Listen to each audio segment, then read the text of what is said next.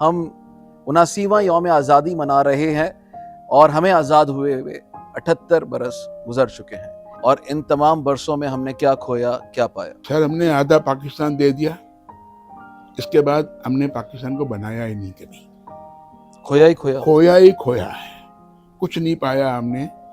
Corruption के अलावा कुछ नहीं पाया हमने। वाटर बोर्ड का एक्शन ये कहता है कि उस सोसाइटी में 400 घर हैं, सब मिला के वो 500-500 रुपए दें तो उनके यहाँ खुला पानी आएगा हर वक्त। जो कराची था, जो धुलता था, अब उसकी रोडें ही ऐसी नहीं है कि धुलने जैसी।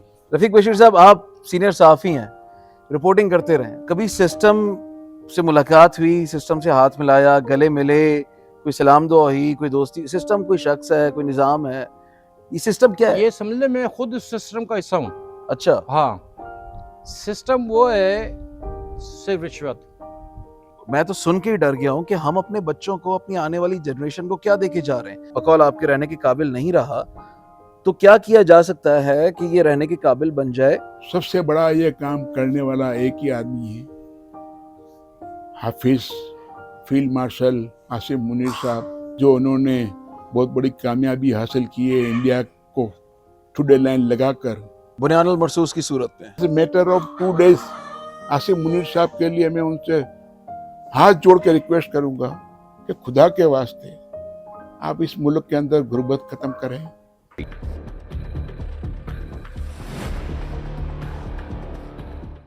अस्सलाम वालेकुम नाज़रीन, फलानी लाउंज में आपको खुशामदीद कहते हैं। और आज का ये स्पेशल एपिसोड एक ऐसे मौके पर आपके सामने लेकर आ रहे हैं जब पूरी कौम जश्न आज़ादी मना रही है।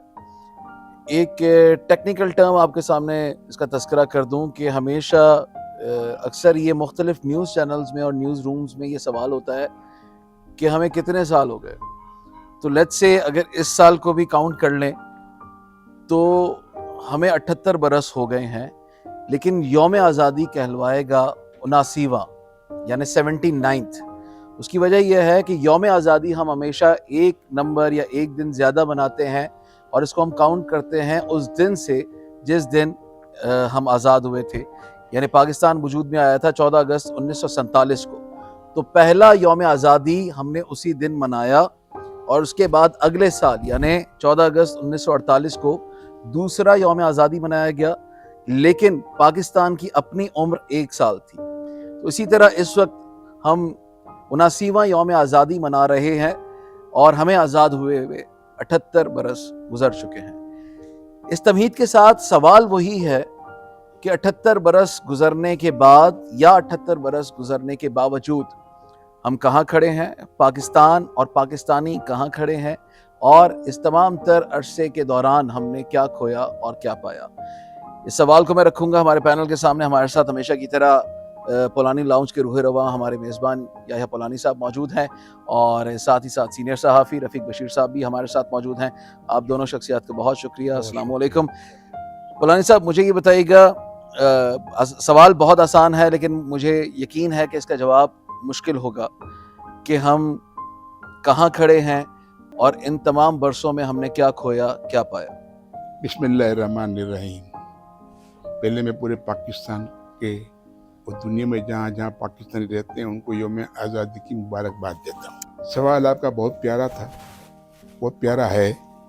क्या खोया, क्या पाया? सबसे पहले हमने आधा मुल्क खोया। ठीक, मुझे तो नहीं लगता हमने कुछ पाया हो। हमारे जो कराची था, जो धुलता था, अब उसकी रोडें ही ऐसी नहीं है कि धुलने जैसी। ये कब धुलता था? हमने देखा हुआ है, ये मुस्तफा कमाल के दौर में मैंने देखा हुआ है, और पहले ट्रामें चलती थी उस टाइम पे मैंने देखा हुआ है। पूरा एमए जिन्ना रोड पूरा धुलता था। मैंने सारा फैसल को भी धुलते हुए देखा हुआ है। तो बाकायदा पीछे जितनी साइडों में मिट्टी होती थी वो पहले पानी डाले जाता था, फिर वो ड्राई करने वाला पीछे जाता था मशीन। तो ये सफाई कहाँ गई और ये गंद भला कब से आई? पहले आबादी कम होती थी बहुत, और लोग इतने माशाल्लाह, ज़्यादातर जो बिजनेस कम्युनिटी के लोग हैं ना, वो उस तरफ सिटी की तरफ, ओल्ड सिटी की तरफ रहते थे। ठीक है। और वो अपनी आना जाना पैदल चलने से एक तो बंदे की कैलोरीज बर्न हो जाती थी, शुगर नहीं होती थी उस टाइम पे, कोई सी बीमारी नहीं थी। इतनी ज़्यादा, बहुत कम बीमारियां थी और उसके लिए ट्रीटमेंट भी माशाल्लाह अच्छा मिलता था। क्या आप ये कह रहे हैं कि हमारी अशराफिया ने और बिजनेस कम्युनिटी ने जो असल कराची था, जो पुराना कराची था, उसको छोड़कर कोई नया कराची आबाद किया? नहीं, कराची आबाद नहीं किया। एक्चुअली कराची की आबादी बढ़ती रह गई, शहर फैलता गया बहुत ज़्यादा। तो शहर फैलता ना, वो भी तो एक जगह से को छोड़कर और किसी दूसरी जगह आ उनके गए। पास जगहें तंग होनी शुरू हो गई, ठीक है, फैमिलियां बड़ी होनी शुरू हो गई, ठीक तो डेफिनेट उनको अल्टरनेट जगह चाहिए थी बड़ी ठीक वाली। ठीक, तो वो तो एक नेचुरल चीज वेरी थी। Logical, very logical. नेचुरल आबादी बढ़ती है और पाकिस्तान में सबसे ज्यादा आबादी पाकिस्तान में बढ़ती है आज भी, 3.25%। ठीक है, और आपकी ग्रोथ 3.25% नहीं है, तो आप हमेशा बिलो पॉवर्टी लाइन ही रहते हैं। आपकी 47% पॉपुलेशन बिलो पॉवर्टी लाइन है। ओके, आप सोचो, और इस मुल्क के अंदर कॉन्स्टिट्यूशन भी बना हुआ है, सब कुछ बना हुआ है, हर चीज़ बनी हुई है, मगर अमल किसी पे नहीं होता। इसलिए कि करप्शन ने अपने पांव इतने फैला दिए हैं हुक्मरानों के अंदर कि हर आदमी को अपना घर लंदन में चाहिए, दुबई में चाहिए, कहाँ भी चाहिए, इस्लामाबाद में चाहिए, डिफेंस में चाहिए, वहाँ जाके ज़मीनें लेनी है, प्लॉट लेने हैं, कब्जा कर लेना है करप्शन से। Sir question remains the same, क्या खोया क्या पाया? सर, हमने आधा पाकिस्तान दे दिया, इसके बाद हमने पाकिस्तान को बनाया ही नहीं कभी। खोया ही खोया। खोया ही खोया है, कुछ नहीं पाया हमने, करप्शन के अलावा कुछ नहीं पाया हमने। मैं तायद करूंगा सेठ साहब की कि वाकई सारा खोया खोया है, इसलिए कि जितनी तेज़ी से पाकिस्तानी बैरून मुल्क शिफ्ट हो रहे हैं, उसकी वजह यह है कि हम जब ये कह रहे हैं चाइना 1 साल बाद आपने कहा वो आज़ाद हुआ था, हमारे से 2 साल 2 के साल बाद बाद, अगर उस वक्त 2 साल पहले उस वक्त हम चाइना की रफ्तार से ही इस मुल्क को लेके चलते, तो यहाँ हर आदमी को रोजगार मिलता, हर आदमी को फैक्ट्रियाँ मिलती, कारखाने मिलते, सफाई सुथराई मिलती, एक लिविंग कंट्री होता वो। इस वक्त ये लिविंग कंट्री नहीं है। शुगर माफिया, बिल्कुल खरबपति, उनकी भी बेशुमार ज़मीन है, बेशुमार प्रॉपर्टियाँ हैं बाहर और पाकिस्तान के अंदर भी। इस मुल्क के जितने भी गवर्नमेंट के लोग हैं, ऑफिसर हैं, उसमें बहुत कम लोग ईमानदार मिलेंगे आपको, सारे करप्ट नहीं मिलेंगे। सारे करप्ट पूरी दुनिया में, पूरी मुल्क नहीं होता कभी भी, चंद लोग करप्ट होते हैं। बुराई नज़र पहले आती है, अच्छाई नज़र नहीं आती। कई लोग बेशुमार अच्छे काम करते हैं, उनका रिजल्ट उनको अल्लाह से मिलता है। बेशक। जो बुराई है वो नज़र भी आती है, उसमें लज्जत भी बहुत है। यानी जो हुक्मरान तक का है ना, सबसे ज़्यादा करप्शन उनके अंदर है। जैसे आपने एक एग्जांपल दी पिछले एक प्रोग्राम में हमारे दी थी जी, कि दवाइयों की दुकान के बाहर वो हॉर्न बजाता, पैसे लेके चले जाता है।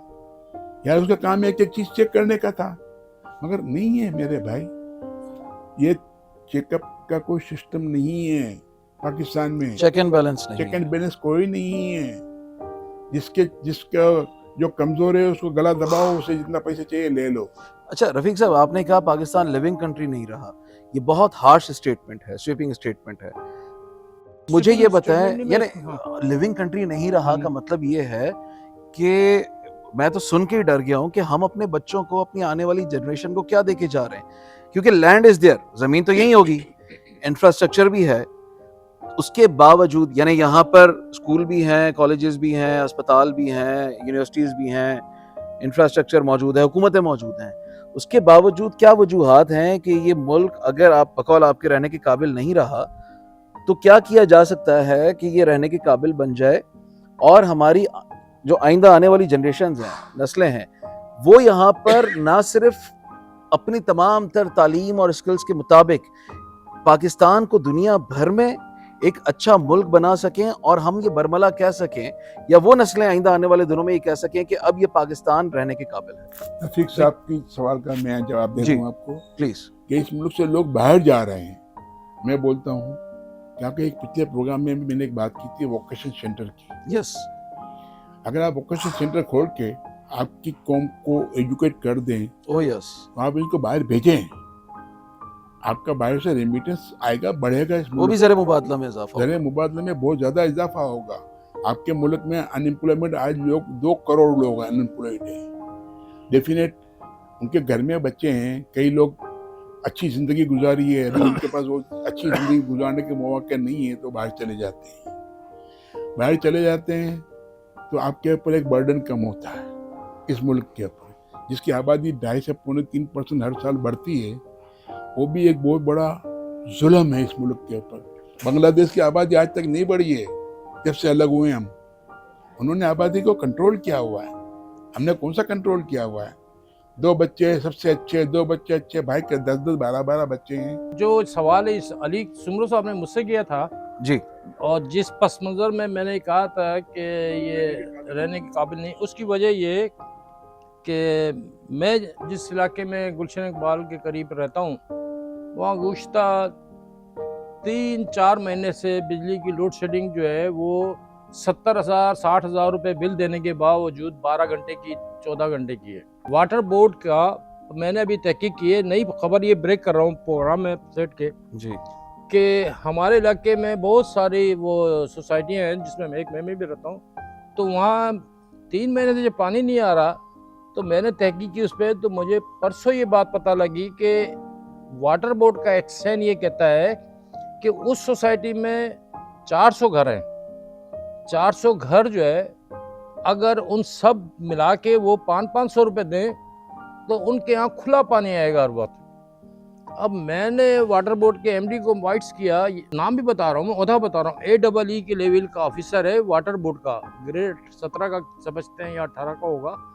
उसने ये बात कही है कि जनाब अगर 400 आदमी के घर को 500 आदमी 500 रुपये दें, वरना ये इनको 3,500-4,000 का टैंकर मंगाना पड़ेगा। अब 3,500-4,000 का टैंकर 4 से 5 दिन चलेगा ज़्यादा एक घर में। और ये 500 रुपए 500 यौमिया देना है या है? महाना देना है? महाना देना है, यानी 2 लाख रुपए महीना आपने हाँ, देना उसको 2 लाख रुपए महीना चला जाएगा, मेरी जेब से 500 रुपए जाएगा, है। ठीक और है। पानी आ जाएगा।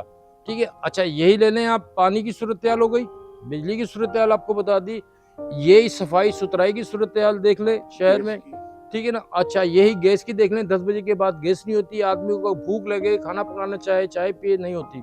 अच्छा उसके बाद सिक्योरिटी का ये आलम है कि दोनों तरफ चारों तरफ देखते हुए जाएं। कोई औरत यहाँ पे सोने की चीज़ पहन के किसी कीमत पे निकल ही नहीं सकती इस शहर में।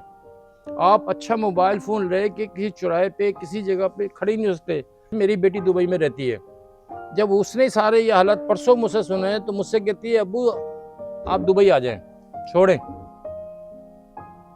पाकिस्तान को। यहाँ तो रात के 2 बजे जो चीज़ चाहिए वही मिलेगी, ना यहाँ डकैती होती है ना चोरी होती है, फ्लैट का दरवाज़ा खोल के चले जाएं कोई नहीं पूछेगा।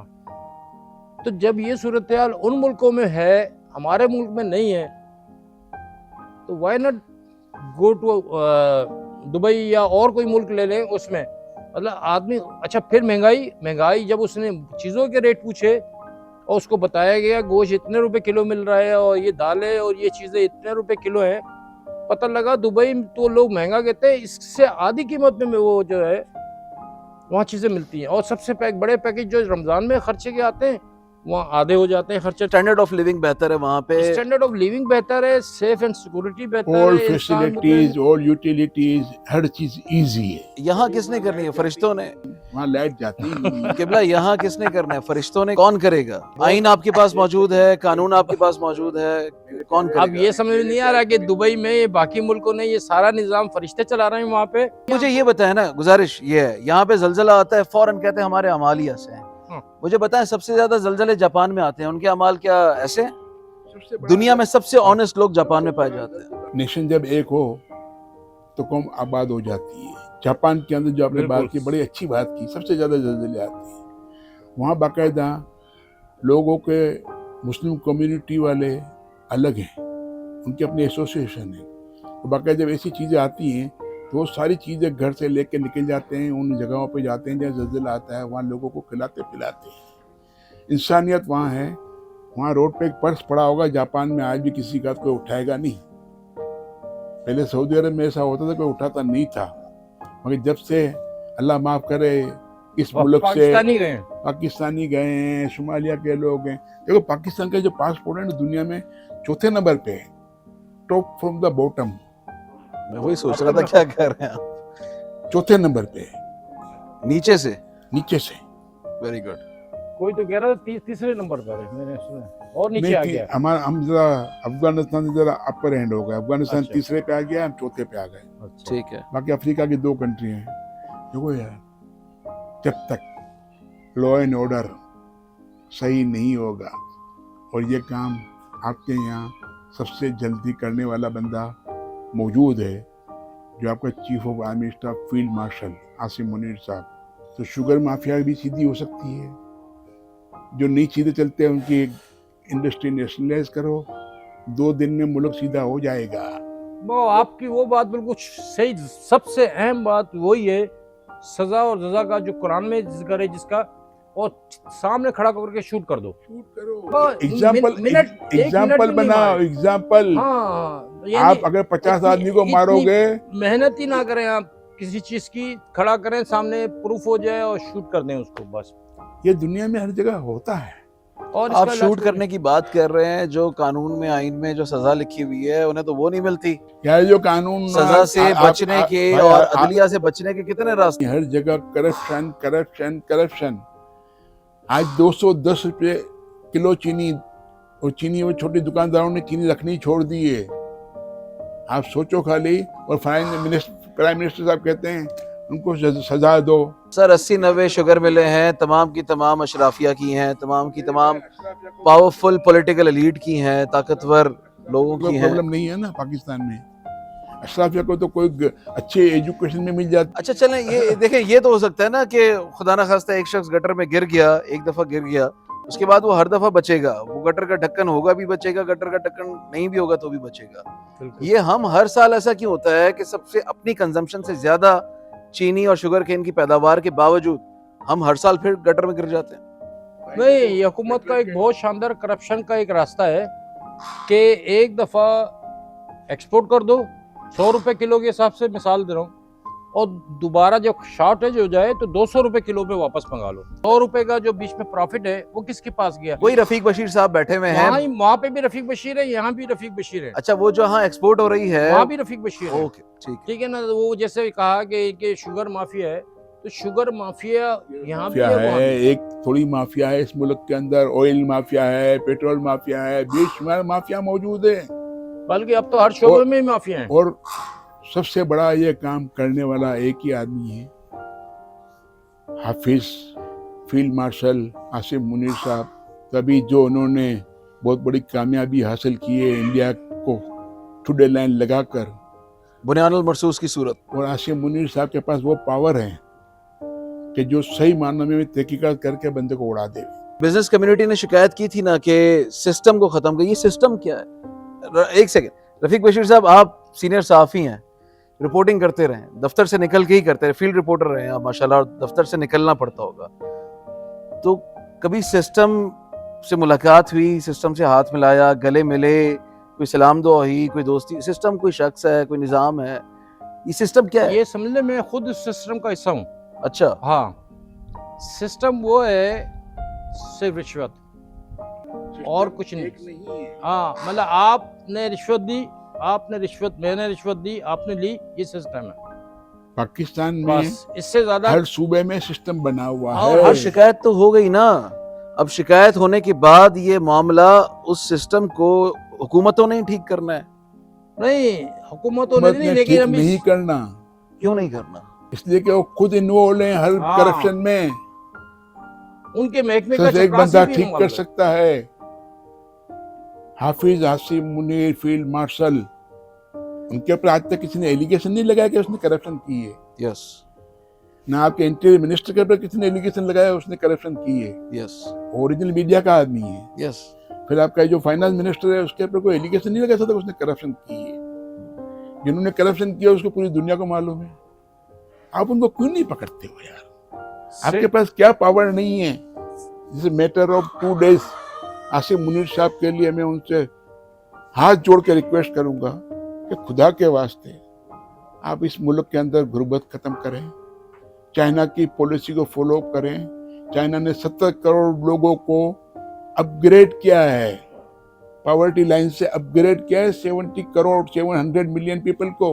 मैं लोगों से रिक्वेस्ट करता हूँ, प्लीज जब आप अपने घर को सजाते हो झंडियों से, झंडों से, जब वो ज़मीन पे गिरते हैं तो उसको आप कचरे में डाल देते हो। खुदा के वास्ते यार इस पाकिस्तान की झंडे का एहतराम करो। बहुत शुक्रिया। याह्या पोलानी साहब हमारे साथ मौजूद थे। रफ़ीक बशीर साहब, याह्या पोलानी साहब इस प्रोग्राम में तज्ज़िया और तबसरा कर रहे थे गुज़िश्ता 78 वर्षों में हमने क्या खोया, क्या पाया और जितना कुछ खोया उसको दोबारा कैसे हासिल कर सकते हैं।